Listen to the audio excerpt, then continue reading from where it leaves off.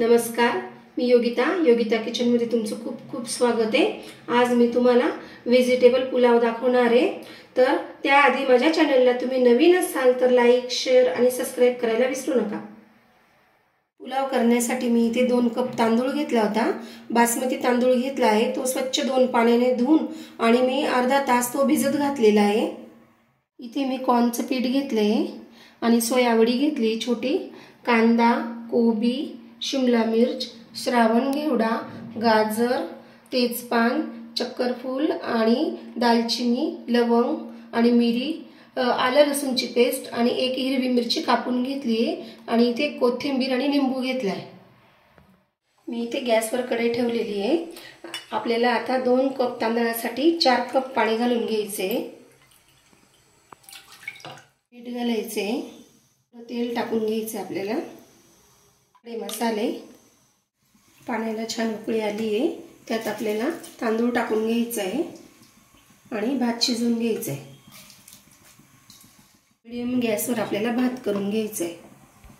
भात होईपर्यंत आपल्याला पुढचे मसाले तयार करायचे।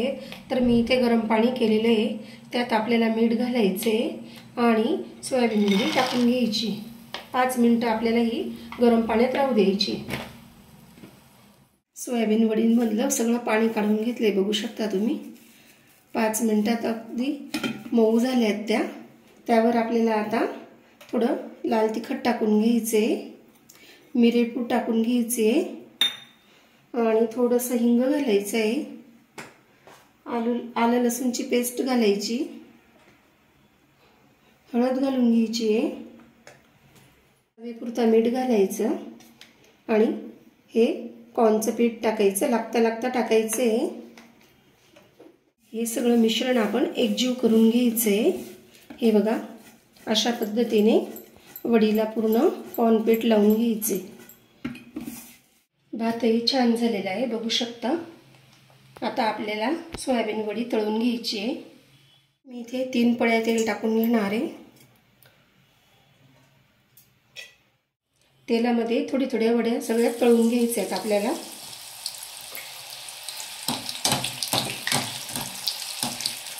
सगळे सोयावडी आपण तळून घेतली आहे, कुरकुरीत अशी तळून घेतलेली आहे, बघू शकता। यातलं आपण अर्ध तेल काढून घेतले, त्यात आता जिरं घालायचे। जिरं घातल्यानंतर कांदा घालायचा, कोबी घालायचा आहे, शिमला मिरची घालून घ्यायची, श्रावण घेवडा, गाजर, अर्धा चमचा मीठ घालायचे आणि 1 ते 2 मिनिटांसाठी छान परतून घ्यायचे। यात आता आलं लसूणची पेस्ट घालून घ्यायची आहे। त्यानंतर मी यात गरम मसाला आणि मिरेपूड घेतलेली आहे, ती सुद्धा मिक्स करायची आहे आणि छान परतून घ्यायचे। आपल्याला हा मसाला भातात टाकायचा आहे। भात छान मोकळा करून घ्यायचा आहे आपल्याला उलटीने। यात थोडी साखर घालायची, त्यानंतर लिंबू पिळून घ्यायचा आहे थोडा तुमच्या आवडीप्रमाणे आणि थोडं मीठ घालायचे, कोथिंबीर घालून घ्यायची। आता आपल्याला या भाज्या टाकून घ्यायच्या आहेत आणि एकजीव करून घ्यायचे पूर्ण भात आपल्याला। एकजीव करून घ्यायचे। यात आपल्याला सोयावडी टाकून घ्यायची।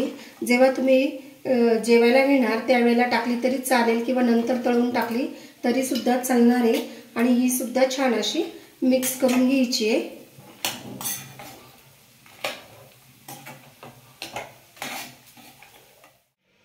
छान असा व्हेज पुलाव तयार झालेला आहे, बघू शकता।